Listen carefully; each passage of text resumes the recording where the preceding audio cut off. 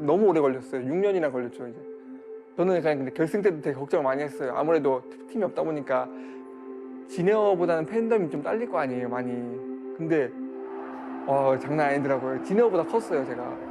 현수막 사전 제작하는데 일단 이신영 선수를 좋아하게 된 계기가 게임을 잘하는 게 1순위고 또 무표정 그 표정이 전 너무 좋아요. 너무 집중하는 것 같고 제가 요청을 했어요. 일단 이왕 현수막 제작할 거면 제 얼굴보다는 이신영 선수 얼굴 넣어가지고 하는 게 좋을 것 같다고 해서 제가 이신영 선수한테 물어봤어요. 흔쾌히 허락해 주셔가지고 그걸 팬분들한테 말씀드렸더니 팬분들이 또 SK T1 사무국에 또 허락받고 해서 되게 고맙게도 이렇게 허락해 주셔가지고 진짜 그 1세트 지고 나서 그거 보고 힘내서 이겼어요. 근데 제가 이번에 결승전 VOD를 보는데 김유진 선수는 막 지니어 선수들 조성주, 김도하고 코치들 들어오는데 저는 혼자 물만 마시고 있더라고요. 그래서 그거 보고 좀 씁쓸하다 생각했는데 결국 뭐 제가 이겼으니까 뭐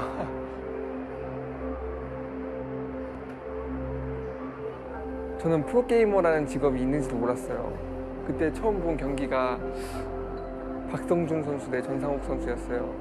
그 경기 보고 좀 그냥 멋있다 생각하고 전 솔직히 프로게이머가 되고 싶다는 마음은 없었거든요. 근데 어느새 막 제가 팀 입단 테스트 보고 있고 어느새 프로게이머 되고 그렇게 됐어요. 그렇게 되다가 스타2 와서는 선수들도 그렇고 팬들도 그렇고 다 온라인에서 되게 잘한다 하니까 전 진짜 잘하는 줄 알았어요, 제가. 근데 오프라인만 가면 이게 안 되는 거예요. 되게 긴장을 엄청 많이 해요, 제가.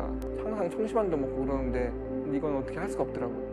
제가 공백 기간 가진 이유가 가장 큰 이유가 제 실력에 대한 자신이 없었거든요. 되게. 온라인에서는 잘하는데 왜 오프라인만 가면 이렇게 못하는지 저도 이해를 못했어요, 솔직히. 그러니까 내가 진짜 잘하는 게 아니구나 그 생각 때문에 너무 진짜 스트레스를 많이 받았죠. The only things I ever really heard about ByuN during his missing years was that he kind of had some anxiety issues, he was having a hard time. When I heard that, I just thought, okay, well, he can't keep up, that's fine, you know, that happens all the time to pro gamers. But I mean, boy, were we wrong about that. 원래 전 나올 생각이 없었거든요, 공허 예선도. 근데 중국에 갈 기회가 생겼어요. 근데 비자를 따르면 서울에 올라가야 돼요. 근데 딱 그때 예선을 하는 거예요. 그래서 비자도 딸 겸 예선 나가보자 했는데 그 예선을 운 좋게 뚫어가지고 거기서 터닝 포인트가 시작됐죠. 거기서 신기했죠, 좀 되게. 엄청 오랜만에 2년 3개월 만에 복귀한 건데 잘해진 게 맞는 건가 싶기도 하고 취미로 보고 있는 게 경기장 가서 너무 긴장되는 거예요. 그러니까 뭐 음악이라도 들어야겠다 했는데 그래서 피아노 같은 거 치는 거 그거 듣는데 되게 좋은 거예요. 이게 효과가 있는 것 같아요. 그래서 좀 관심이 많아졌죠. 팀에 소속될 때랑 다른 점은 제가 스타리그 결승을 직관에 갔거든요. 삼성 선수들이 올라와서 꽃다발 이렇게 막 전해주고 하는데 그거 보고 많이 좀 서운했죠. 그리고 팀원들이랑 새벽에 나가서 야식 먹는 걸 되게 좋아하거든요. 그걸 못하는 게 좀 아쉽기도 하고. 근데 저는 진짜 자랑스럽다고 생각해요. 전 팀이 있을 때도 이렇게 성적을 못 냈거든요. 무소속 됐는데 결승에다가 우승까지 했잖아요. 이게 브루드워 포함 최초라고 하더라고요. 전 진짜 뿌듯했어요, 그 기록 듣고. It's just nothing like it has ever happened, and it kind of opens up a new world of possibilities. 선수 생활 내내 우승 한번 못하는 선수도 되게 많은데 저는 완전 그러니까 딱 스타2 하면 별명 생각나게 이런 건 너무 바라지도 않고 너무 잘 되고 싶진 않아요. 저는 무소속, 그러니까 스타1, 스타2 최초 무소속 우승 별명은 딱 이 정도가 좋은 것 같아요.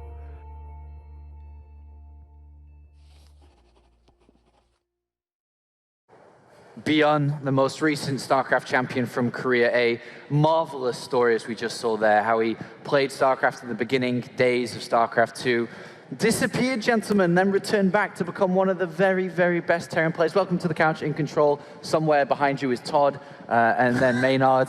Welcome to the couch for the first time, Maynard. Welcome back to BlizzCon. A fantastic Terran versus Terran we're about to, or at least from the previous two series, hope to see. In theory, yeah. Hope to see. Yes, I mean, there is the esports account from StarCraft brought up some stats on that as well, which are pretty interesting. How TY is actually, I think, 27-0 in TVT series that are over best of 3. So that's an incredible stat considering the leagues that he plays in. ByuN with a slightly higher win percentages, but he's played so many games online. It's a tough one to predict, but I feel like this is going to be a I kind of feel like the winner of this series is going to be a grand finalist contender. I thought Jeff was going to say it, but it's an incredible stat considering it's a best of 5 that we've watched. And He said best of 3 and above. And higher, yeah. To him. In control, ByuN really has had a remarkable year. He's had a pretty decent tournament. There was a bit of a blip in his group stage match where he lost to Showtime. He was now eliminated from the tournament, but he got back on track quite fast. And I think that's the telling point for me, is that he did have such a huge wrench thrown in his gears. Like, did he ever fathom losing a TVP to Showtime? No, and I don't think anyone did, except for maybe Showtime and his dad. But yet he was able to turn it around and then defeat Deer, who, by the way, is no slouch as well. I do think this is a brutal matchup in more ways than one. ByuN is that on-fire champion. He is really good, but he's facing the other Terran, TY, who is also a fan. I mean, we're going to talk. I'm getting ahead of myself, but I'm just. This is such an epic match. This is, in my opinion, I think the closest of all 4 of them. I would have to say so. And I think a lot of people are expecting whoever wins this to go right through to play perhaps against Dark in the finals. That's what I've been hearing around here, Todd. But thoughts on ByuN? He's incredible. I was looking up some stats on Illegal, and I thought there was a glitch or something, because his stats are insane. He's 90% win rate versus Terran, and you might think it's 9-1. No. 169 wins series, 18 losses. Are you serious? Who gets these stats? Whoa. What's crazy about that for me too is like there was a period 2013 14 where like some of these Koreans like Pol and Hydra, they had insane stats, but a lot of that was against foreigners where it's a little bit less impressive. This is in Korea. Yes, and against Korean Terrans, 87% win rate. So there's that 3% dip though. I did, see, really needs to pick that up. I mean, from what both of you were telling me, 27-0 in best of 3s and above from TY, 90% from ByuN. Basically, very rarely played against each other. They've played once. That was over a year ago in Shoutcraft. Shout out TB. Total Biscuit. And back then, TY won 4 and 3. Yeah, very close. But that's like, it's actually pretty irrelevant. Anything. That's one of the interesting things about StarCraft. We've kind of started to talk about it lately, but this game changes so much, and people get hot and don't. If it's a year ago, forget about it. Neither of these guys are thinking about that. TY, on the other hand, though, in control, I think we can talk for days on. Yes. I mean, came from Brood War. We talked a little bit earlier about him. How he wasn't even a teenager. He was younger than that when he started playing. No, it's actually really weird. 12 years old, starts to become a pro gamer, and was being fielded by these pro league teams.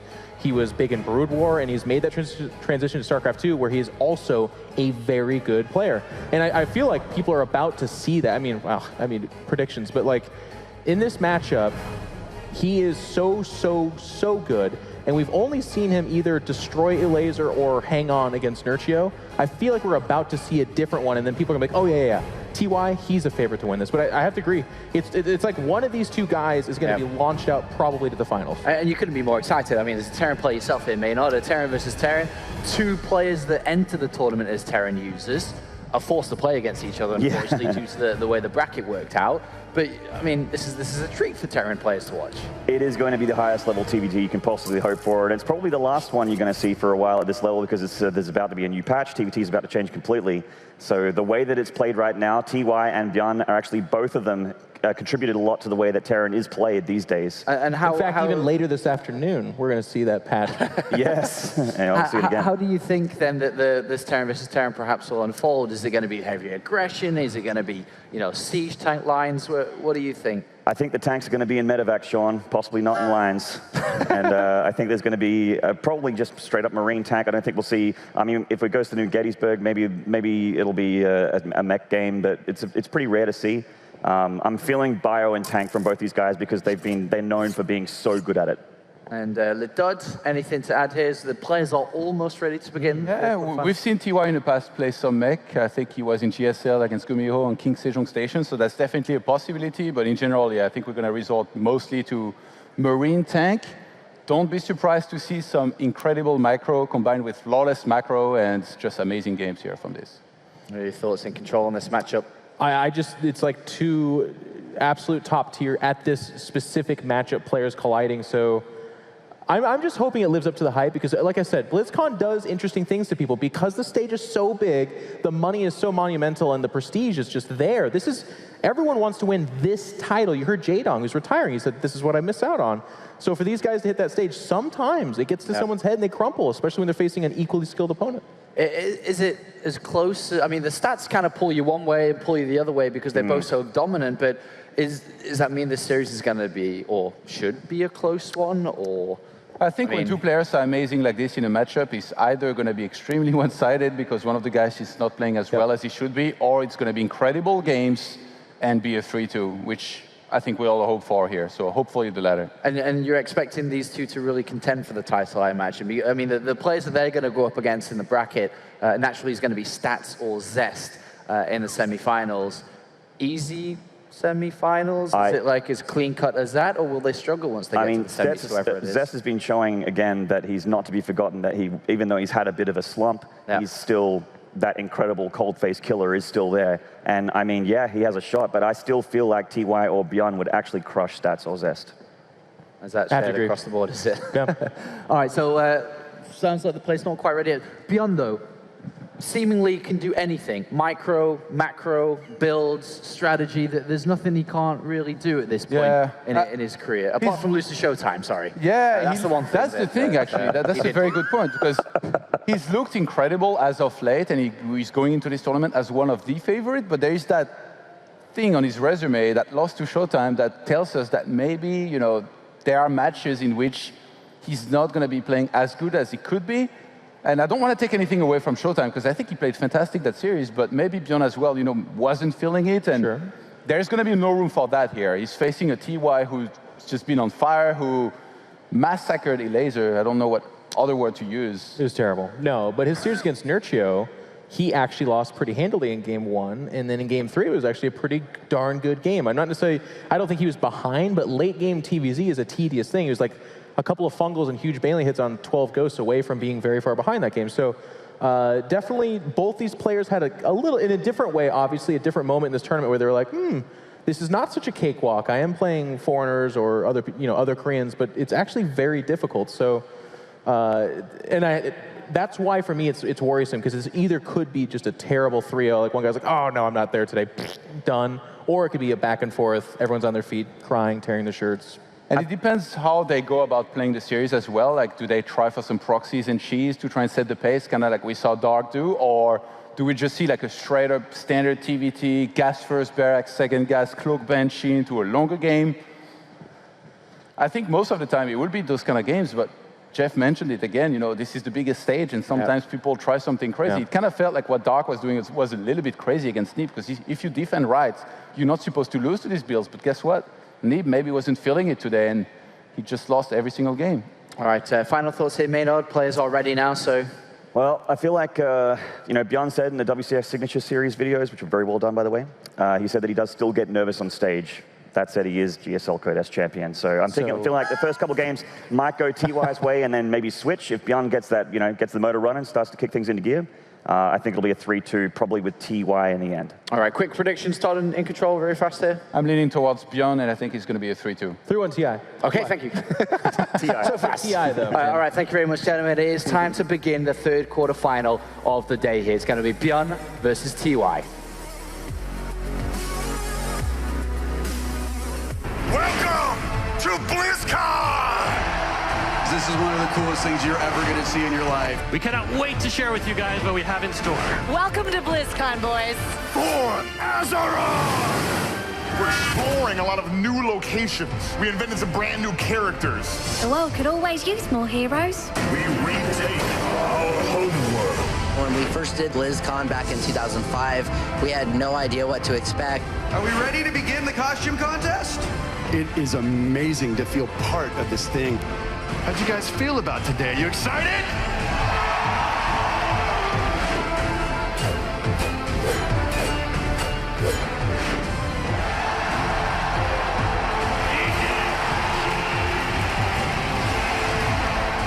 It's so much more than a game in a box. We have so much to show you here today. It's just all fun and games. Have fun this weekend. Take care of each other. Have a great BlizzCon!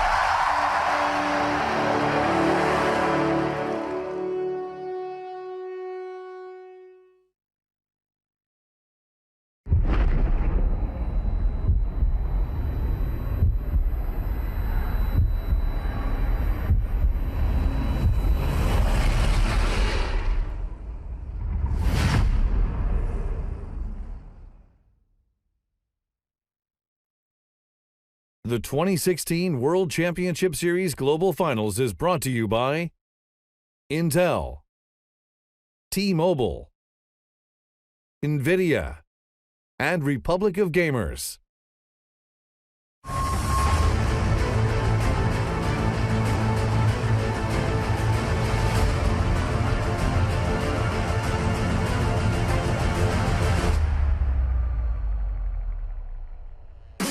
Our first semifinal match is set. It will be a laser versus dark, and our next upcoming quarterfinal match will be a Terran versus Terran. Our first player has had 3 top 4 finishes this year, and at his first WCS Global Finals, he is hoping to take it all the way. His opponent is a recent GSL champion, and he became one without a team, becoming the first pro gamer in the history of StarCraft to do so. Please welcome on stage, it's TY and ByuN.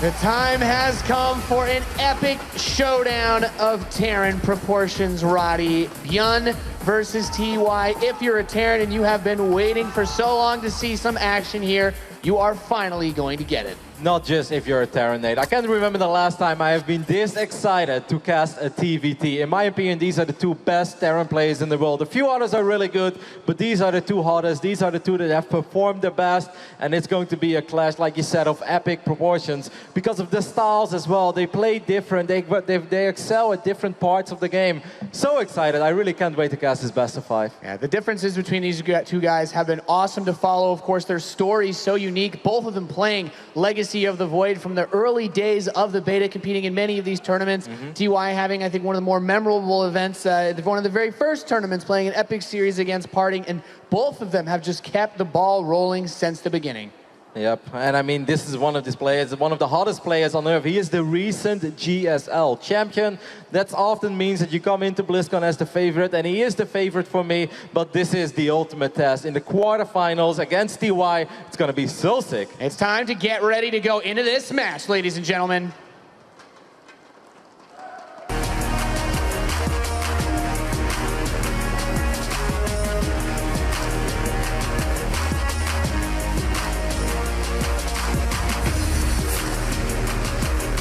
And the time to begin is here. We are loaded in to Frozen Temple to kick off our 3rd quarterfinal between TY and ByuN.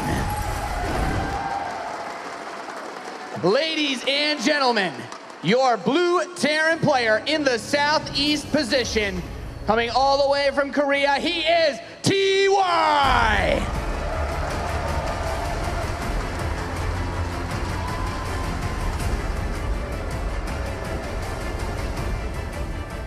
He faces off against the hottest Terran, the GSL champion.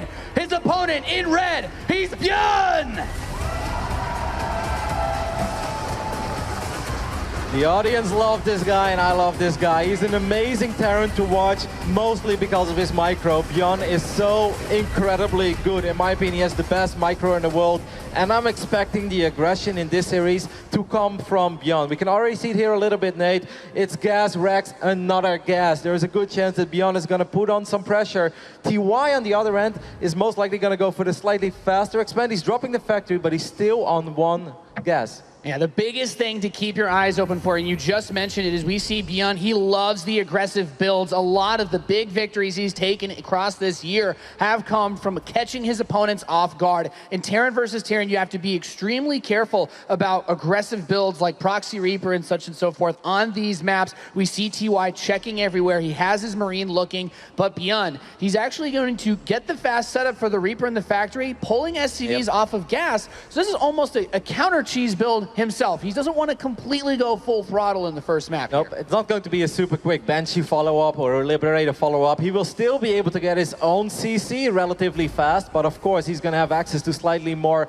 Hellions and Reapers early on because of that double gas setup. Picks off the SCV, that's a decent pickup because it's very important for TY that he knows how many Reapers, how many Hellions is ByuN producing on the other side of the map. And the biggest trade-off when you compare the differences between these builds, they both have the expansions up faster, but you do have that faster earlier Reaper for ByuN because you went for the double gas. And of course, Reaper Hellion can get very snowbally if you take any early losses. The Reapers will regenerate their health, but those Hellions and the grenades from the Reapers have the potential to do cataclysmic damage. ByuN is going to make his first poke up this ramp.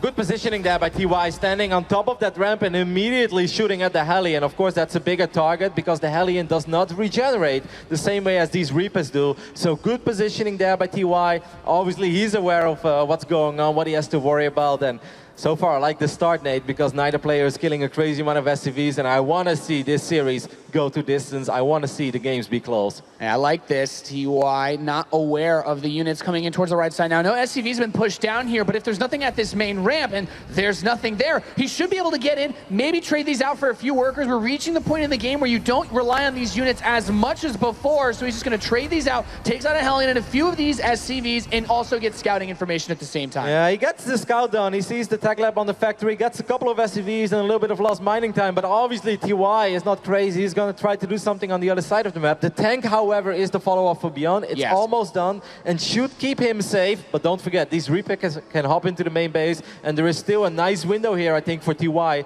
to do a little bit of economic damage on the other side. Yeah, ByuN will pick off the Hellion that comes up front, but as you said, those Reapers have the ability to bypass the terrain. They're going to jump straight into the main base. ByuN loads up a medevac to go across the map, and he's going to try to bring the counter pressure immediately after this. So SCV's already taking damage, none killed just yet, but quite a few are very weak. Yeah, this is painful though for ByuN because all of his units are in that medevac, and of course the push on the other side of the map has a lot of potential, but he's losing quite a few SCVs here. The Marines are doing a decent job. TY tried to snipe the medevac. That would have been massive. If ByuN gets on top of the production, this could get very ugly very quick for TY. Yeah, I mean, SCVs might even need to be pulled to help pull this back. We have the Cyclone. The tank is out. He's focusing down the siege tank of TY. He needs to keep this safe. Cyclone locks onto the medevac. He's going to cut up the escape path. He barely gets outside of the range. Look at a great pickoff, though, and ByuN will lose all of his forces inside of TY's base. Even game, I'd say, Nate. 34 workers for ByuN, 33 for TY. Of course, when losing the tank and the medevac hurts, but at the same time, he picked off the tank on the other side of the map, and he picked off the Cyclone as well, which is another expensive unit. Explosive, aggressive start. Look at that third CC, by the way. Yeah. It's relatively greedy. TY's been one of the players to put it out there on the third base. He's been less afraid. ByuN has been so aggressive, he's not concerned about it either. Well, that's crazy that they're both building it on location. I mean, it's something you see every now and then, but it's still a little bit riskier than just dropping it in your main. That's the advantage of playing Terran, being able to float over in these scenarios. I do love the early Cyclone play from both players, though. It's so useful for getting rid of those early pokes with the medevacs. Usually it's not a crazy amount of forces, and what I'm most interested to see are what the follow-ups are going to be, because we talk about what we know these players to do. We have a lot of extra gas being taken. I think that starport got flown to the reactor. So with all of these things being taken, I want to see, we have the engineer base on the way for ByuN, so he's still showing he's going to stick to that tried and true Marine tank style. So a lot of it going to come down to these big tank drops. TY wants to push up by this third, however. He might be able to get some work done. That tank is quite exposed. Vikings were a little bit late to the party for ByuN. Losing that tank hurts. This CC is in a little bit of trouble. Once again, it was built on location. Cyclone is misrallied, Nate. Yep, just kind of walks straight through, eating the shots. And we talk about this base being exposed. With no SCV here, this should be an easy cancel now for TY onto ByuN's third. A phenomenal stop. Pick up the tank and fly away. He's done all the damage he needs to do. And I also think this is a nice scout because he's like, hey, you've got 4 Vikings. I've been building Vikings. How do you have 4 Vikings? So obviously he knows now that the reactor was on the starport for a little while. Gives him some information, but needless to say, massive cancel there. In a scenario like this, it's very important that TY did what he just did, which was putting his own starport on the reactor. You need to maintain air superiority. You are ahead economically against ByuN, and the biggest play that ByuN could make would be to go for something aggressive, at least if you're TY. That's what you're worried about, is being hit by some sort of counter, but ByuN is just going to rebuild that third base, try to resituate himself, and get his upgrades. That's the one thing that we don't see on TY's side of the field, is those engineering bays. Both of them have been pumping for a good little while now for ByuN. He should have a small edge moving forward. Yeah, that's one thing that is working in ByuN's favor. Of course, our reigning GSL champion but losing that 3rd is a big deal. He's going to try to see if he can make something happen on the other side of the map. If you can force it, I mean, he should still have a small Viking lead. At least he had it for a while, but needless to say, TY is catching up, especially because he's been mining of that 3rd base too. Yeah, it's very close, but this is exactly what I was talking about. He wants to get this position where he can use his tech units to get an edge and leverage some positioning here, and he does actually pick off enough Vikings to maintain that air control. He's going to inch his tanks forward with the medevac so that he can try to pick off TY's. Wow. Yeah, sick micro, I think, by ByuN. He really picks up most of the Vikings. The biggest problem is he just doesn't have enough units on the ground, so TY will be able to push this back for now. But I still think that was an all-right trade for ByuN, considering the fact he picked off all these Vikings of TY, and they're pretty expensive. Yeah, oftentimes when you make those first shots, it can also draw the aggression from the Marines, and if you clip a few of those, suddenly TY's next push is delayed because he just doesn't have enough forces. Even though he has that economy, he needs to let it build up. So ByuN's going to go. He's landing his 3rd base out now, and he's pushing again with these medevacs, with these siege tanks, and the Vikings through the center. So aggressive. Armies actually colliding. Well, one of the medevacs taking a lot of damage. It will survive, though. Once again, TY being a little bit reckless with his Vikings. They will die. Not before at least picking off 2 Vikings, so it was something, but still, TY bleeding out a couple of these expensive units. Yeah, and he drops the tanks, trying to get a position on the 3rd base, but eats one of the shots from TY very quickly. Meanwhile, TY's medevac about to break into the main base, so he has to control both of these situations at the same time. Marines are about to come right out of those barracks, though, so the drop is going to land in the main. The siege tanks have pressured the SCVs off of TY's turret, and TY's actually moving a large force of his army straight down the middle as the siege tank comes out for ByuN to push these Marines back. Yep, nice timing as well with Stim finishing up, of course, at the same time ByuN doing some damage on the other side of the map, where, you know, pushing via the south side. However, this is an army you've got to respect. The tank count is still in favor of TY by quite a bit, actually. It's 6 against 3 siege tanks. Nate, this could get very ugly. Yeah, and that tank was inside of the main base trying to deal with the drop the whole time. There's no siege tank by the 3rd base position for ByuN, and that means TY is all over it. Once again, the Marines stimmed up with the 1-1 coming. He's just going to pull all of his SCVs and hit him from both sides, dropping the tanks that he had out on the map, though. He swallows TY's army whole. Wow, that's actually a phenomenal hold by ByuN. Cleans it up, losing 5 SCVs in the process, but picked off all the tanks, picked up the medevac, and takes a pretty decent army supply advantage for this phase in the game. And one thing I'm noticing right now, Roddy, those 2-2 upgrades are very far along for ByuN if he can keep in it. These big fights with the Marines versus the Marines, they scale so fast with upgrades. They have such a huge difference because of how fast the Marines fire. So this is something he needs to maintain, keep moving forward with this game, and he should be able to take favorable engagements. I mean, that was a beautiful engagement, Nate, because that could have gotten very, very bad for ByuN very quickly. Being down in siege tank that much, having to attack into your opponent's siege tanks is normally a nightmare scenario. Barely misses a drop, but that was very beautiful, the way that ByuN defended that. Yeah, TVT all about this drop harass, and a lot of tanks being used very aggressively by ByuN on this position. He'd love to shut down that 4th base. Vikings grab the drop of TY in the top side of the map, while the tanks reposition to the south side of that 3rd, but doesn't have vision of the siege tank, so eats a few more shots. He has Marines here, but I don't know if he can break this position just yet. I really feel that ByuN has barely made any mistakes when it comes to micro so far. He was a little bit out of position when he lost that CC, but when it comes to the micro department, he's been flawless, Nate. So good. He had these Marines there to just eat a couple of these shots while he moved down, denying the gas in the 3rd base. Like, okay, I'll go straight into your main. There's no Vikings here. I can fly around as much as I want. And now he's going to get even more of these SCVs. And if he waits too long, he could even try to get some of these add-ons. So the counter drop from TY dropping straight on top of the siege tanks inside of his own base to try and push him away, and ByuN just gets away scot-free. And you know what else? That 2-2 is now done. Yeah, there is a 4th CC though for TY during all of this. I mean, yes, he's pretty far behind in upgrades, and that's ugly, but the sensor tower is going to make his life a little bit easier. And of course, having this 4th CC quite a bit quicker, that's one thing that TY can hold on to. I mean, we've been casting this in a way that it really feels like ByuN has been dominating, but that's mostly because he was fighting an uphill battle. After losing that CC, it's supposed to be a rough game. He was down in tanks, but he got a couple of great trades over the last few minutes. However, it's still completely possible that TY takes one big favorable engagement, and suddenly it's his game to lose again. The tank count is close enough, and 2 medevacs exposed. Well, that's a great way to throw away a lead cap. Those 2 tanks very exposed. He's just going to drop right on top of the ramp, right next to the sensor tower. He will clean that up, and he could try to just force a wedge between the natural and the 3rd base, but this is a scenario where if you are ByuN, you really want to just fight with Marines versus Marines in even numbers, but he's using the siege tanks, and these engineering bases are exposed. Talk about a lead. He can't catch up if he kills those. If one of those E-base died, that would be disastrous for TY, and he knows it as well, so he's going to try to clean this up, and he will. He just has a little bit more. ByuN in a lot of trouble, but at the same time, he's killing the 4th base of TY. This man is everywhere at once. Yes, he lost a couple of units, but that's still something he will sign for any given day. Smashing that 4th down. Very nice as ByuN is about to finish his. He still has those medevacs to the southwest. He still has the medevacs in the northeast, just finally being pushed away, and those two very low health. God. Scary. ByuN is playing like a madman so far. We said it as well. This guy, he can just kick it into overdrive. He can really reach a final form of playing StarCraft. And so far in game number 1, it's starting to look like it's been a slugfest so far. Great plays on both sides. ByuN really, though, showing the way he likes to play. He's all over. He's hitting from every possible direction, and he's maintained that great micro. And as the upgrades even out, we are going to see a little bit of a better period now for TY. Big opportunity to make an attack. +3 attack is still a good ways away for ByuN. What do you think about the fact that +3 armor was not on the way? I mean, it's considering that TY hasn't started his own 3-3, it's not the worst thing in the world, but... Would you find any reasoning for it? I mean, he might have just tried to start both upgrades at once and then just didn't have the resources for the armor. Okay, so you think it's small... Maybe a small mishap, but he doesn't want to... Maybe he just wants more tanks. Alrighty.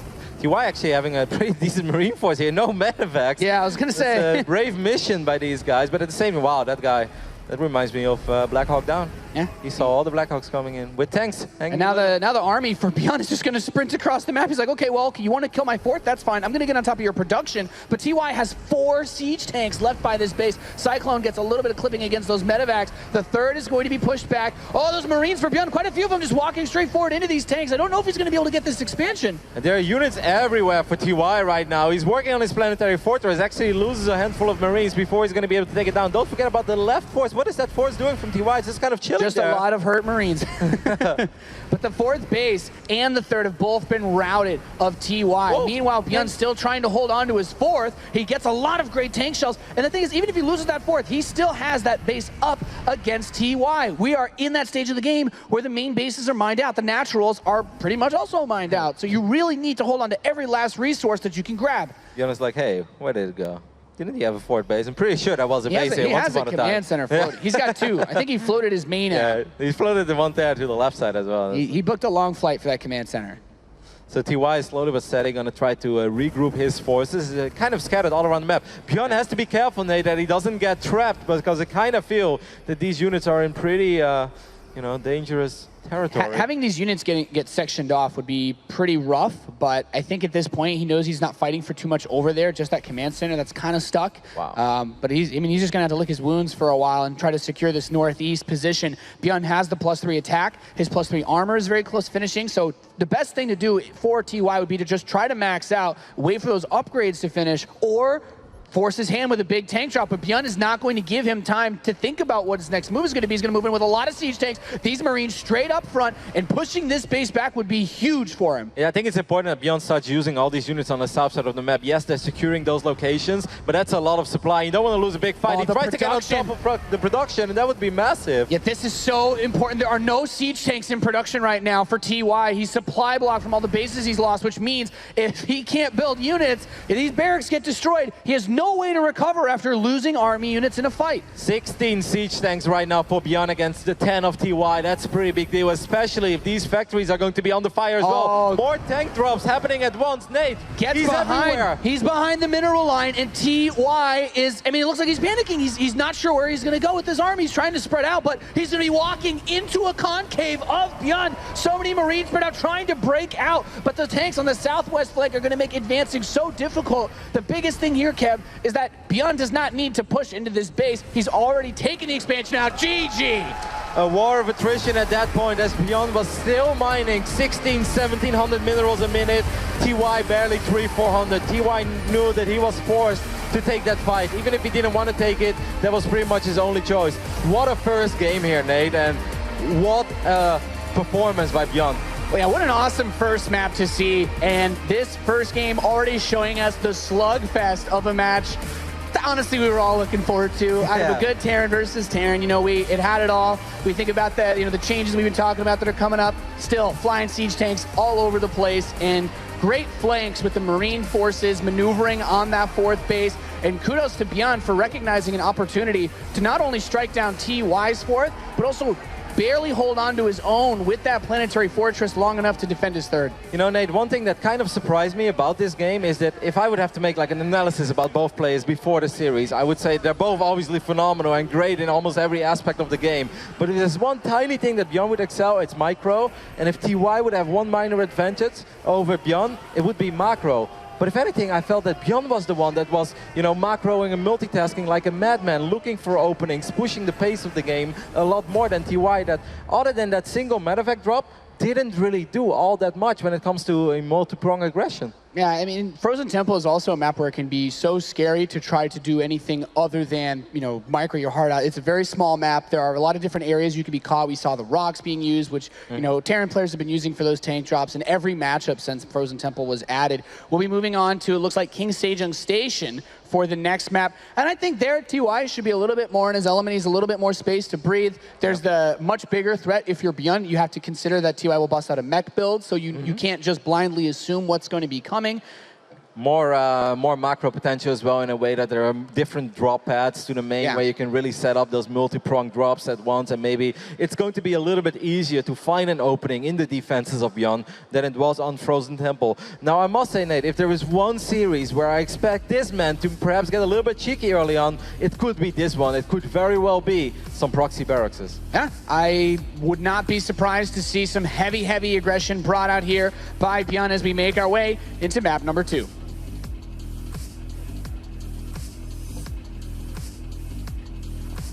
We are loaded in. We are ready to rock and roll, ladies and gentlemen. Hope you're having a great BlizzCon so far as we continue this epic best of 5 on that beautiful stage, Roddy. Spawning in the top left position as the blue Terran player, down 0-1 in this best of 5. Give it up for TY!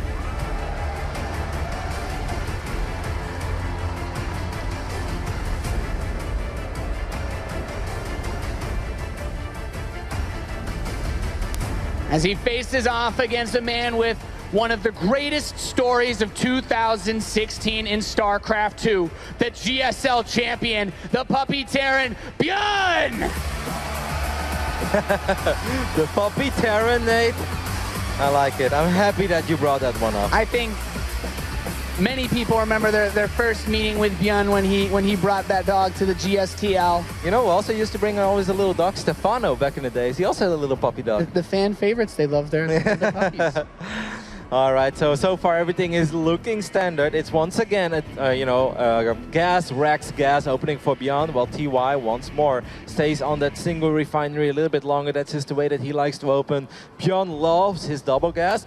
Now, what I wonder, Nate, if he's going to keep 2 SCVs on each refinery, or if he's going to go back to just having 1. It seems like it's just going to be 1 on each side. Yep. So it's similar to what we saw on Frozen Temple, but it's very, very important that TY keeps a close eye on these refineries if he can. The most important thing about an opening like this for ByuN, and one of the reasons why I really like opening like this in TVT, is you get the early Reaper and Hellion, and by taking the SCVs off gas, you can move straight into your expansion a little bit faster. But if you're the kind of Terran player and you get cheesed by Reapers a lot, or proxy Reapers and such, this can really be an effective opener to deal with it, because you have both Reapers and Hellions, but you're not stuck on one base like, you know, most of the continuing to mine gas builds. Obviously a solid SCV scout by TY. He knows exactly what he's up against. He knows that he's going to have to be incredibly careful early on with his Reaper. Don't lose a Reaper. If you miss rally 1 Reaper, if you move command at one time, the game can snowball out of control. TVT is a phenomenal matchup. It's awesome to watch, but it can be very volatile in the early stages. One mistake and it can be all over. Yeah, I mean, for the most part, a lot of Terran players will agree that the early game here will always focus on the Reaper Hellion control. It's one of those things where you'll often see like this kind of dance where they won't try to commit, they won't actually try to kill the other Reaper. You're hoping to force a mistake, maybe make them eat a grenade. But if you lose your own, the counterattack possibilities are usually extremely dangerous, and they can make TVT a little bit volatile, because if you try to rush up to any early tech to deal with that, sometimes you could just be killed beforehand. And we see these Marines extremely vulnerable. They don't regenerate. Picks up the Hellion, though, and trades out his own Reaper. Still pretty solid, I'd say, by ByuN. Didn't really lose all that much other than the Hellion. He will be able to get some extra HP back. The next wave is going to be scary. Cyclone is on the way once again. The defensive Cyclone, obviously incredibly powerful. and that should keep TY safe without losing too many SCVs. The defensive Cyclone as a follow-up to this opening is amazing because not only does it have that lock on against these units, but that's a really good pickoff too. But oftentimes builds like this from ByuN will be followed up by a fast Banshee or a fast Liberator or even just a fast Marine drop with a reactor. So having that Cyclone gives you that extra buffer to deal with whatever they throw your way as a follow-up. I think ByuN is going to go for those strong early mid-game pushes with just like, let's say, 9-10 Marines and then 1 Siege Tank and a Medevac. There is so much micro potential in a push like that. Another Marine will get picked off. Loses the high ground vision though, so the Cyclone's lock-on is broken, saving the Reaper's life. And we now see that first push coming across the map for ByuN, very similar to how he played the last game. Of course, this is King Sejong Station though, so sieging that natural is going to be a very important moment here since the Cyclone and the Viking have a lot of potential to shut this down. I'm a little bit worried though, because the Cyclone is out of position, Nate. A couple of Marines are out of position as well for TY, and there is a tank almost down, but that tank is not done just yet. Yeah, Marines TY could be in a lot of trouble. Blasted by that siege tank, and now ByuN encroaching on the natural. He's going to drop his tank, shooting down as TY was still sieging his tank. Moves the Marines, he's barely going to be able to pick it off, exposing the natural expansion. Medevac is killed though, Cyclone is defeated, and the Vikings are going to land to stop this push. TY, crisis management, well, crisis averted. Yeah, actually incredibly well defended there by TY. For a second I thought that was going to be an absolute disaster. It's very hard to defend any sort of aggression when you've got units behind and in front, because you have to micro 2 screens at once, and that can backfire incredibly quickly. But TY handled that very well. It could have been a lot more ugly. Good pull on the SCVs too. Yeah, very awkward the way that engagement started. That's one of the reasons why having that Cyclone out on the map is so nice, because it also just gives you your first warning that something is making its way across the map here. And ByuN still wants to bilk a little bit, and you know, bringing his 2 Vikings, if they have an even number, that Cyclone will be the difference maker to win that fight. So I love this, just bullying TY and taking that map control against these non-stim Marines. But let's be careful, the Cyclones don't have too much health. Both players, of course, once again going up to 3 bases pretty quickly. Looks greedy, but it's not really all that greedy because of the way the TVT opens up, because of the way you invest in Reapers and Hellions and these small pushes. The real powerful armies, you know, the Stim, Bio, Medevacs, they just arrive a little bit later, so you can get away with bases like this. It's one of the interesting changes, you know, things that's really developed over the course of Legacy of the Void with the Reaper Hellion builds especially, is that you want to be safe against everything and have the opportunity to put on pressure. So you don't actually end up getting your stim all that fast. You know, you'd say the Marine tank part is mostly limited to the mid game now, outside of the extremely early pushes like on King Sejong Station. But these Vikings, they want to put the pressure on, and you don't see the big drops as much as you used to, because everyone plays Vikings to be safe against them, so it just turns into a giant air battle. Yeah, this time the eBay is a lot faster for TY. That's nice, of course, for him, so he won't have to worry about being down in upgrades. He's actually ahead by 4 SCVs now, despite the fact that he's been defending for the majority of the game. That's something that he can be quite pleased with. Down a little bit in army supply, but I often feel by the time that these units from ByuN would make their way across the map, that evens up, you know, because of the quicker rally points, because of the quicker reinforcements. So you can see here an income advantage. That was probably the moment where he pulled the SCVs to defend. Yeah. But after that, it's been very solid for TY. Yep, and those moments are extremely important. Of course, TVT is a matchup where both races are going to use their scans a lot. You have to really be careful with managing all of your resources, and that orbital energy is a big one of them. So we do have these Vikings hunting. He wants to basically just catch TY's Vikings off guard and just focus them down one by one, whereas TY, if he doesn't micro, may not actually be able to kill him, but they're both kind of moving out at the same time. He's stacking them up as well. It's like he knows he's going to try to get a full volley off, and if he gets the first volley off... Oh, he's going to find the Medevacs, and the Cyclone actually finds him as well. If he gets this force and he kills these Medevacs, he could even just try to land his Vikings to get the siege tanks, but the Vikings do come back for TY. Yeah, and actually in a better position, and a Marine helping out as well. One of the Vikings was separated from the pack, so this is not going to go as good for ByuN as it perhaps could have gone. That had the potential. That had the potential, Kev, to be a slam dunk play and a beautiful catch for ByuN. TY, though, responds just fast enough with bringing his Vikings back to avoid a disaster. And there was one Viking, right, from ByuN that was a little separated from the pack. It revealed the flank, and it also made him lose the battle because it ate all 6 Viking shots at once from TY. Oh boy, and this gives TY a great opportunity to put pressure back on ByuN if he can hold that air superiority. We do have the 2 Tankovacs flying towards the west side of the natural expansion.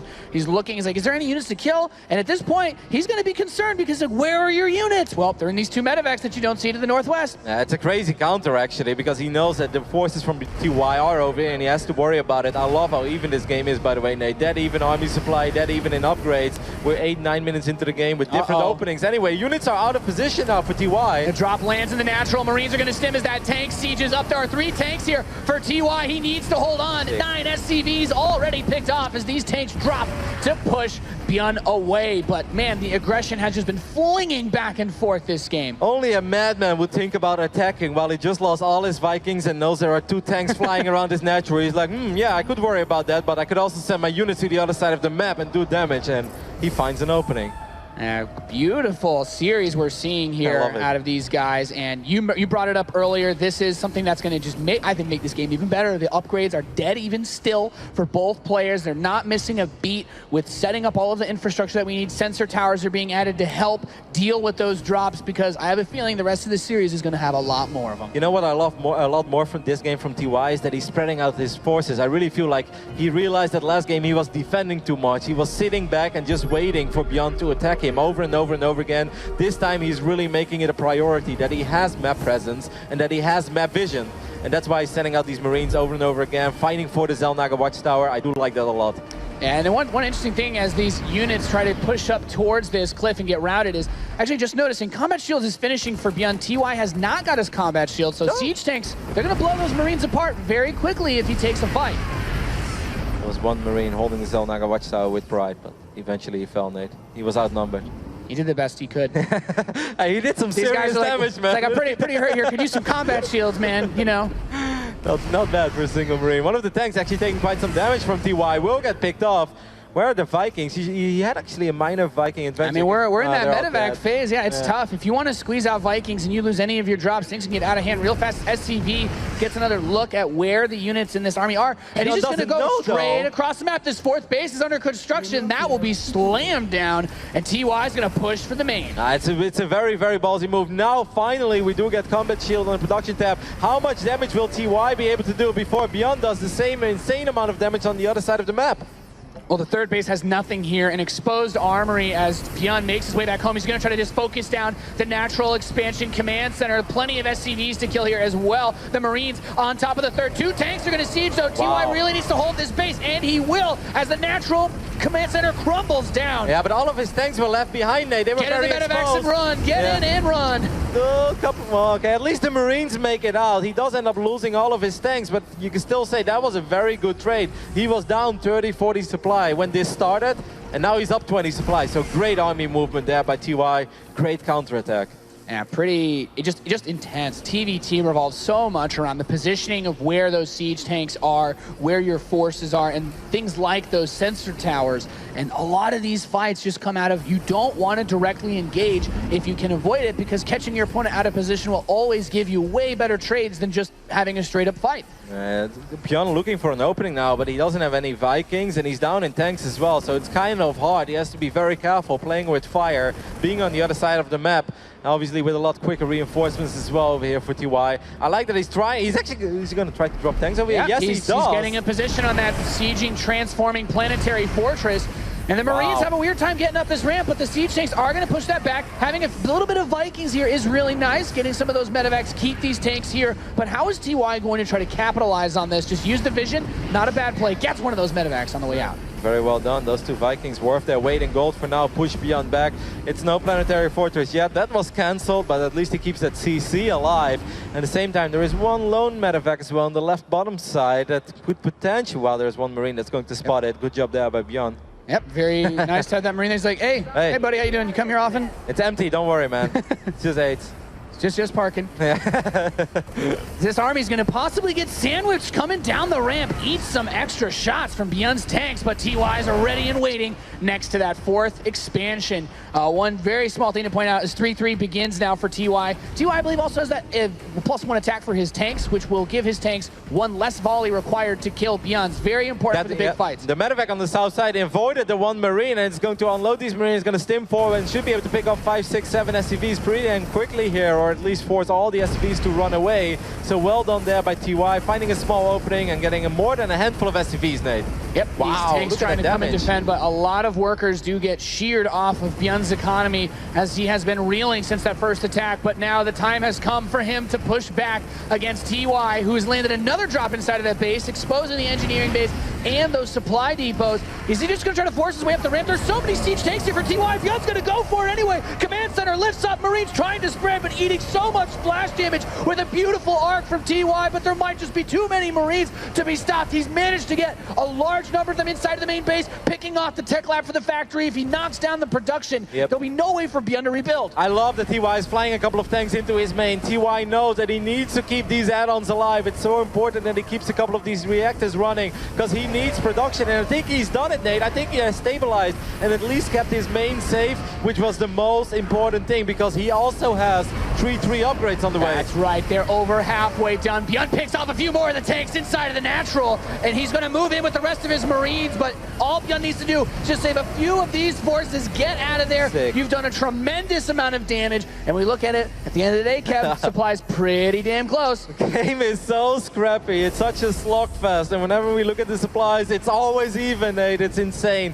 One empty medevac here is going to make its way to the other side of the map, but there is one big thing that's happening for TY right now, and that is getting very, very close to having those 3-3 upgrades are going to be huge when it comes to these scrappy fights, especially as the number of siege tanks continues to be limited by the economy of both players. So TY needs to be careful though, because he has that exposed fourth base, but he also has his exposed production. Everything that he needs to win this game is right now being threatened as ByuN moves into the natural once more, eating some tank shots, but the rest of TY's forces are coming in. 3-3 is going to finish during this fight, but is he going to need it? The Marines trying to spread out right now, just a few seconds to go. TY knows that the clock is ticking. Not only does he not have 3-3 upgrades, he also doesn't have technically a fourth base, so it's 2 orbitals against 3. More scans, more mules for TY. If ByuN wants to pick up this game, he needs to shut down the production, but will he be able to, Nate? And TY is actually just going to move across the map. He has a lot of tanks inside of his main. His 3-3 is done. He wants to try and maybe catch the reinforcements of ByuN,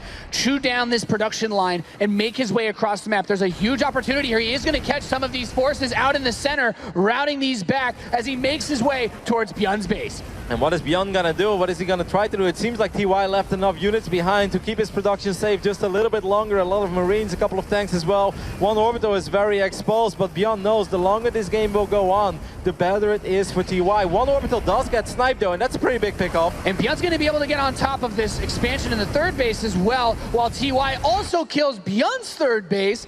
And TY with a nice amount of supply. He just needs to hold on as long as he can. This could end in just full base trade mode, trying to pick off the last few buildings that either player have left. But the Marine count is in favor of TY, and the upgrades are in favor of him. Good micro there on the tanks. Every Marine counts now, as both players are starting to become incredibly broke. TY has 1 mining base. ByuN has 0. ByuN's going to go for it, but I don't think he has enough here. He's going to push into it, but those upgraded Marines of TY are going to help push this army back. And TY is going to hold his base as ByuN is left with a few siege tanks inside. And another huge army, it looks like, for TY is going to push across the map. This command center.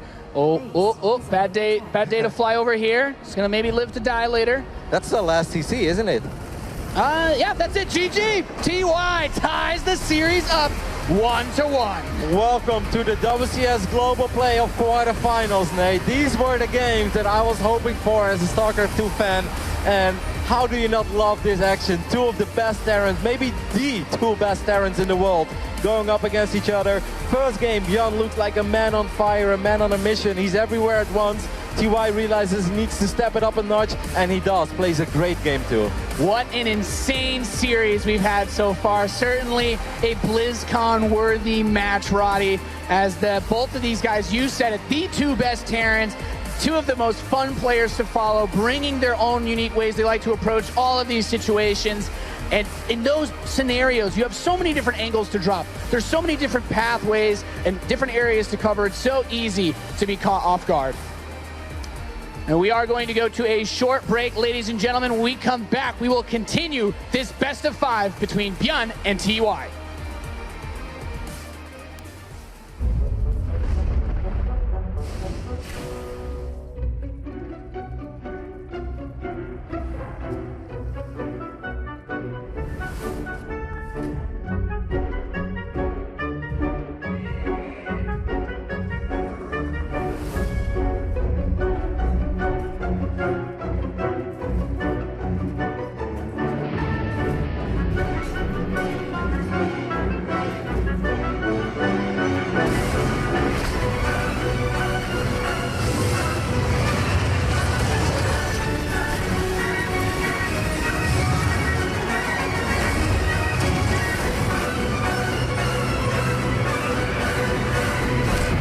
Heroes of the Storm. Prepare for Heroes Brawl, the new game mode that breaks all the rules. Rated T13.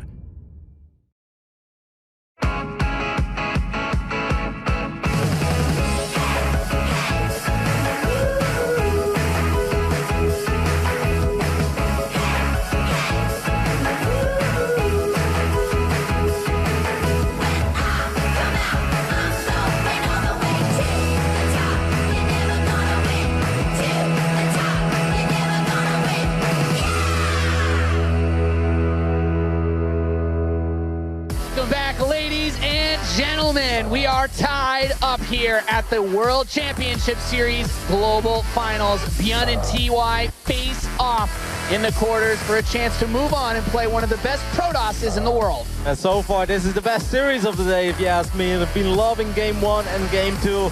Nate, Game 3, we're loading into Apotheosis. As that stage transforms into a derelict grassy plain, here we go. In the southeast position, the man in blue tying things up. He is TY!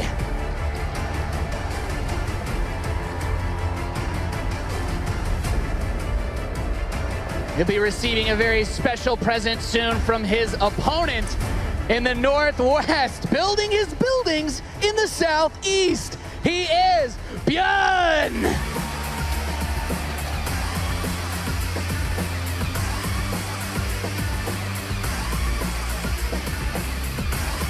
Well, I think we can say, Kevin, you definitely saw this coming. ByuN is the kind of guy to bust these builds out. It doesn't matter how big, how small the stage, he is not afraid to bring the heat straight to you. Nope, I think he realized now 2 games in a row, TY going for, gas, Reaper, fast expand, even making a single Marine, then a Reaper. If ByuN opens up with 2-3 Reapers, pulls both SCVs that were building those barracks out on the map, we know how incredibly good his micro is. There is a good chance this game just straight up ends unless TY identifies this and, plays it safe, plays it cautious, and stays on top of this ramp. And even then, it's going to be hard, but it's doable. Yeah, there's a long path that you generally have to take because we have the 3rd barracks now on the way for ByuN here. If you want to try and SCV scout this, you have multiple cliffs that lead into your main base. A lot of room for these Reapers to dance around, and TY not sending out a quick scout to this specific spot to see it leaves him extremely vulnerable. Builds the CC on the low ground. That's absolutely what ByuN was hoping for. TY realizes now what's going on. You walk in and you realize something's not right here. Nope, hoping he's like, there's something in the corner, right guys, right? No, there's the cancel. He realizes things are about to get a little intense. That first Reaper comes in.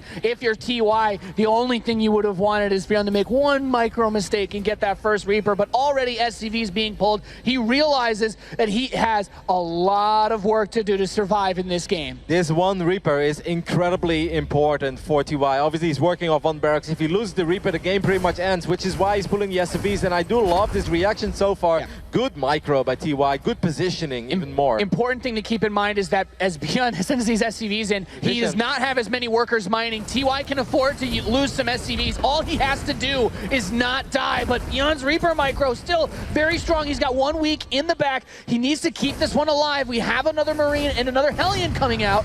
Wow, ByuN losing a Reaper, that's kind of uncharacteristic, but at the same time he does pick it up. Now it's 3 Reapers against a bunch of Marines. It's a very chaotic battle. And those Marines do not regenerate, but the Hellion is out. He needs to focus fire down the weakened Reaper. He gets one very low Sick with the micro. grenades. So close to pushing him back. Still has the weakened Reaper alive as SCVs continue to die. More are going to be pulled off the line. Another Hellion very close. Another Marine very close. But more Reapers keep piling in. Yeah, one Reaper will fall, but there is just not that much left for TY. He's going to fall behind in the worker department as well. That Starport is not going to finish up, Nate. It's 2 Reapers against a lot, excuse me, 2 Hellions against a lot of Reapers. And these Reapers can trade extremely well versus the Hellions. It's all about the line damage. There's still a few very weak Reapers. If he could just pick those off and repair the Hellions, we still have a chance here, but it's so difficult to get that position. A Viking on the way to try and help use it to push the Reapers back, but more grenades taking out more and more SCVs. Yep, and still 3 Reapers at a time being produced for ByuN. 10 SCVs have already gone down. ByuN is ahead right now economically,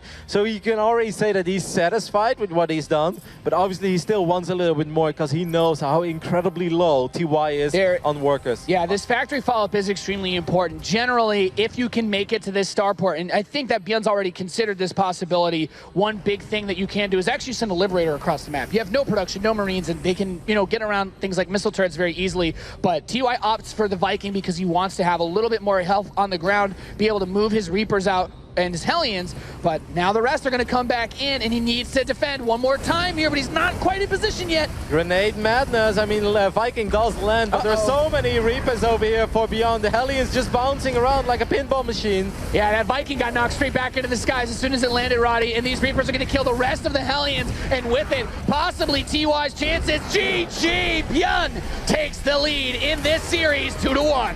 Only so many times you can build your CC on the low ground after a single Reaper against ByuN, Nate. I kind of thought that he could have busted it out on King Sejong already. He didn't do it on King Sejong, but he looked at the builder and he's like, really? You're doing this twice in a row? Don't you know how many times I've proxied in the GSL? And I always win when people do this build. So he's like, I'll do it in game number 3. And TY doing the same build. He felt, I mean, it's incredibly hard to hold. Once you go for the build from TY, it becomes incredibly hard to hold against a player like ByuN. There is a very good reason why these fast double gas builds, whether you want to keep mining gas, whether you want to pull off gas after the factory, you need to get Reapers and Hellions out very early on, or builds like this are going to be a nightmare for you, especially when you are up against the best Terran when it comes to micro in the world. A nice reality check there, I think, for TY. And now I'm starting to wonder, Nate, next map, it's going to be Galactic Process. How do you open if you're TY? Are you going to play ByuN's game? Do you go double gas as well? Or will you just scout faster, scout earlier, and still try to squeeze out another Reaper fast expand? It can be really scary. There's a pretty good number of spots on this map to use Reapers. You have the area where you can jump in by the natural. There's one by the third base. And on top of that, of course, you just have a lot of open space that you can also manipulate because of where those rocks are. So I don't really know what to expect out of TY, but ByuN, he just has to keep doing whatever he's doing, because right now he's set the precedent. He's already been, now he can just say, okay, well, I cheesed you once. You're not going to play greedy. Like, you're probably going to play defensively, so if ByuN wants to do something a little bit risky on the greedy side, he could probably get away with it here. What do you think that TY is thinking right now? What do you think is going through his mind? Being down 1-2. Once again, this player is incredibly good. Artosis said he's one of the most experienced pro gamers in this tournament. He's been playing since he's 12, but he's still waiting for that big tournament victory, Nate. So what do you do right now? Quarterfinals against perhaps the only player in the tournament that you feel that can actually defeat you. What's going through your mind? Outplaying ByuN is so difficult. I don't even know what I would possibly suggest, but he has been one of the players to have great adjustments. He's shown it all throughout the year. He has shut down some of the most difficult players that Terrans have had trouble with. Guys like True had very unique styles. If anyone can do it, it is this man. He needs to do it to keep his BlizzCon dreams alive as this series continues to heat up on the main stage. Our blue Terran player in the Northeast fighting for his life and a shot at that BlizzCon trophy. He is TY!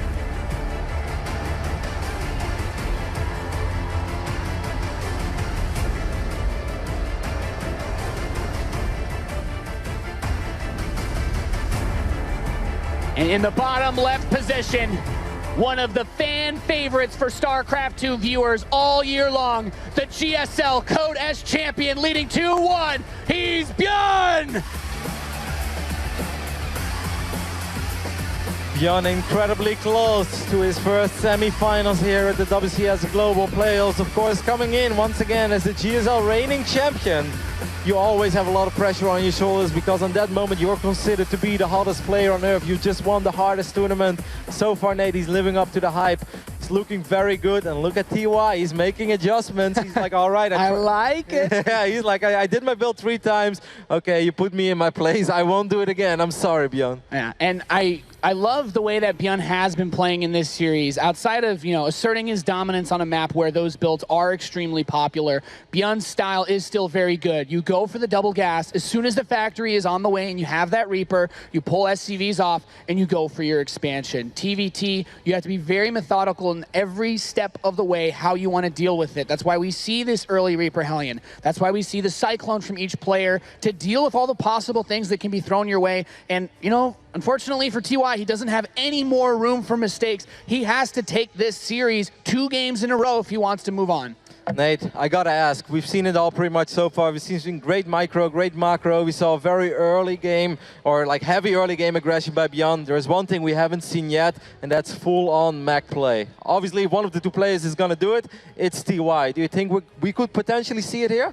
Honestly, when I was looking at the maps, I think of a map like New Gettysburg as being one where that has been super popular, or even King Sejong Station. Galactic Process, you have a lot of these choke points. You can certainly play around it, but you also have to be careful because a lot of these cliffs that the Medivacs can bypass a little bit more easily than you. TY likes to play a little different brand of it, though. He will use Medivacs with any sort of mech style that he goes for. Galactic Process isn't a bad map for it, though. I wouldn't mind seeing it here. I mean, we've seen already so much in this series. I wouldn't mind getting a little bit more variety. It's important for ByuN that he scouts quickly, though, because, I mean, he saw that there was no CC yet, but that's the only thing he saw, and it's going to be a very fast Cloak Banshee opening over here, most likely for TY. There you go, indeed, fires up Cloak, and this is a build that has had quite some success against ByuN. In a couple of the TVTs, we've seen a couple of Terrans were able to catch ByuN off guard. If those eBays are a little bit late, if you drop a mule too many, things can spiral out of control very quickly. TY has to be careful, though, with these Reapers being out of position, Nate. His Hellions are going to be very exposed. This could be catastrophic for TY. I mean, this is where things can snowball so quickly out of control for the Terran. And look at that, he cancels his tech lab. He's like, I need another Hellion immediately. The Reapers are still going to go across the map. So he's decided to just defend with the Hellions, with the Banshee. The question is, how much damage is he going to take before that Banshee comes out to clear away these units? It can't maneuver as fast. The Reaper comes in. One of them immediately picked off. The second one's barely going to get anything. He has to use the Banshee to clear him out, but he lost 6, 7 SCVs so far, and 1 Reaper still remains in his main. Very, very rough start here for TY. Not only does he end up losing 7 SCVs, his Reapers on the other side did nothing, and his tech is completely revealed. He cancels his cloak, too. He says, okay, you know what? Forget this. I'm going to start up a Cyclone, get defensive,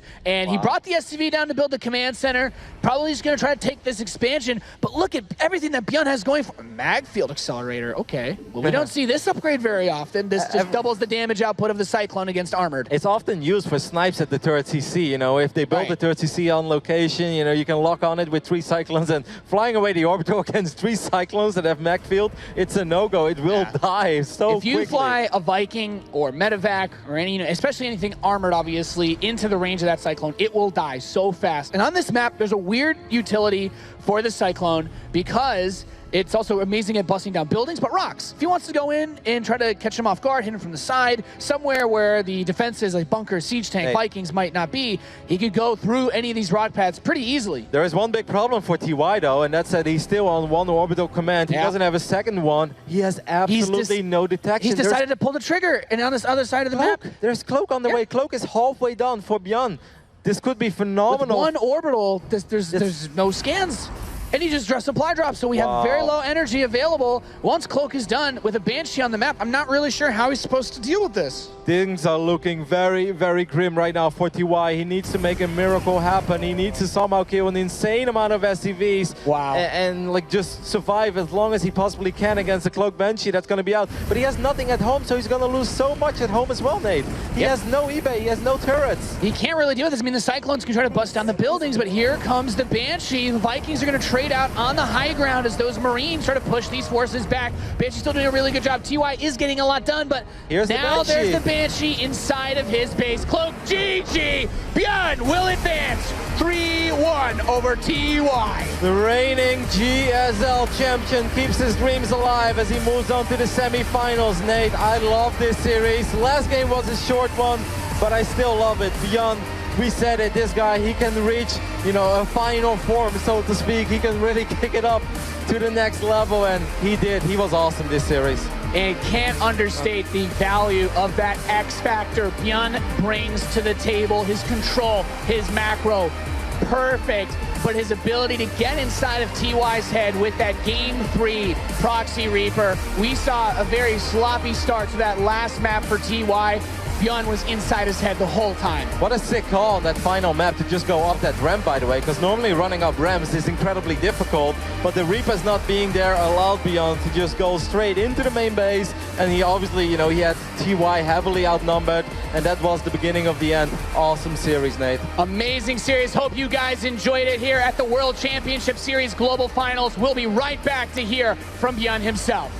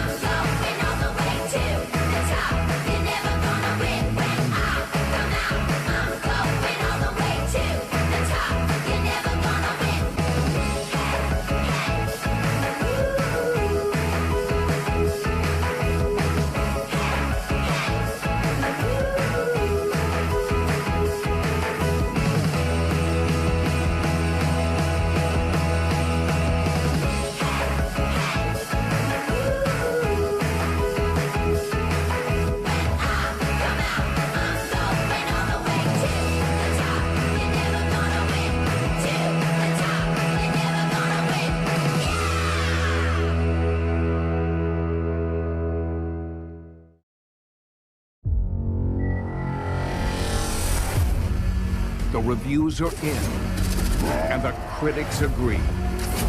Overwatch is a perfect 10. Psst, what are you looking at?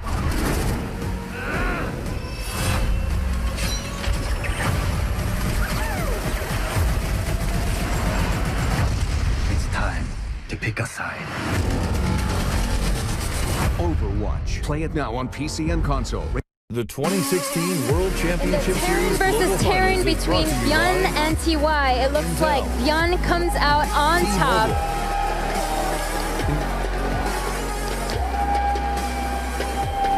First of all, ByuN, there are so many fans that are so happy to see you move forward. As soon as you won, there was clearly a lot of emotion written on your face. Please tell us what is going on in your head. 일단 이 패배 팬들도 엄청 많이 와 있고, 그 다음에 이기는 순간에 되게 감정이 많이 있어 보였는데 정확히 뭘 느꼈는지 얘기해 주세요. 일단 오늘 전태양 선수랑 해서 이기면 제가 올해 최고의 테란이 되는 거였거든요. 그래서 되게 걸린 게 많았는데 근데 내일도 경기가 있잖아요. 4강 이기고 나서 별로 안 좋을 줄 알았어요. 내일도 경기가 있기 때문에 좋아하면 안 된다고 생각했는데 그러니까 이기니까 이게 참을 수가 없는 거예요. 벅차오르는 걸 참을 수가 없어가지고 되게 좋아한 것 같아요. So he says, I knew that if I won here, I would be called the best Terran of 2016. So I felt that there was a lot on the line. And that's why I was so happy when I won against TY. But I knew that there was still the semifinals and the grand finals tomorrow. So I told myself, don't be too happy. Try not to be too happy. But I couldn't hold it in. I was just so ecstatic to win this match. And that's what you guys were able to see. Now, when it came to this series with TY is obviously a player that's been known for great TVT. Did that make you nervous headed into the match? Or were you confident in your own great TVT abilities? 일단 전태양 선수도 태태전으로 잘하는 걸로 알고 있는데 그것 때문에 긴장을 조금 하셨나요? 아니면 자신도 이제 태태전 잘하니까 할 수 있다. 저도 태태전 자신 없는 편은 아니거든요. 근데 전태양 선수가 그러니까 3전제 이상에서 25승 0패 무패더라고요. 그래서 전 진짜 자신감이 있었는데 태태전에 그 전적 듣고 좀 자신감이 없어졌어요. So he says, to be honest, when it comes to TVT, it's not that I'm not confident, but I found out that TY was on this crazy win streak when it came to Best of X series. He was on like a 27-game win streak. So once I found that out, I was so shocked. And because of that, that did affect my confidence a little bit. But of course, it seemed that it wasn't too much confidence because you are moving forward to the semifinals where you will be playing either Stats or Zest. So when it comes to those two players, how are you feeling about that particular matchup? 일단 이제 다음 4강에서는 이제 김대엽 선수나 아니면 주성호 선수를 만나게 되는데 그 선수에 대해서 얘기해 주세요.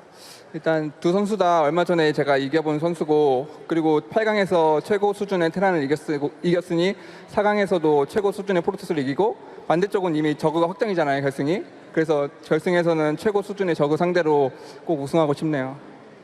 So he says, right now I feel that I've beaten the best Terran player in the round of 8, so I've proven that. In the round of 4, no matter who I play, I feel that I'll show that I can beat the best Protoss player. And because we do have a guaranteed Zerg in the finals, I'll show you guys in the grand finals that I can also beat the best Zerg player here at the WCS Global Finals. So congratulations again, ByuN. You are moving on to the semifinals, and we'll find out who awaits him there. Thank you very much, Smix, and congratulations once again to ByuN, who goes through to the semi-finals. And now I think starting to build the bracket up, we do have another strong contender for that trophy. He's taken down TY, a player that Artosis said would win the tournament. But he's gone, and ByuN looked absolutely fabulous in that series, Maynard. Not to take anything away from TY, really, because the score isn't really indicative of how close those games actually were. There were some crazy proxies at one point, but ByuN, this one's so hard to predict, and he's too good. His win rate speaks for itself. The score says it was one-sided. It was the better series of the day so far, where we can safely say. Lots of good moments, lots of clean micro from ByuN in particular, I think. Can we just take a moment, by the way, and appreciate there's two Zergs, a Terran, and a Protoss in the semifinals. Perfect balance. David Kim again. Once again. David Kim again. David Kim. Round of applause to David Kim. Nobody else? Okay, I'll do it for you. Here's a couple of moments from the series. I mean, talk us through what we saw here. Any one of you, it's okay. I mean, you know what? I know Nathanius isn't up here. Okay, so what I actually really liked about this, though, is that TY did not buckle in a lot of these games. He was actually doing very decisive stuff. He was taking really good fights, but it just, for whatever reason, it felt like he was constantly at least on par with ByuN, because ByuN was just going mad with these attacks. Really, really good. On top of the production, kind of, I believe it's later in this game. No, actually, never mind. But just, TY didn't play terribly and make terrible mistakes. This was not a guy that looked like he was out of his element. This was a guy that was just getting outplayed by someone we thought they were on equal level, but at least today, it was like ByuN just mauled him. Before the match started, I talked about excellent micro coupled with flawless macro, and I think that's really what ByuN is the best at. Like every single time I see him play, it just looks so smooth here. He's relentless with those attacks, but behind this, he always gets all of his upgrades going, keeps on expanding, so it's very hard to beat this guy, especially the first two games were crazy, I think.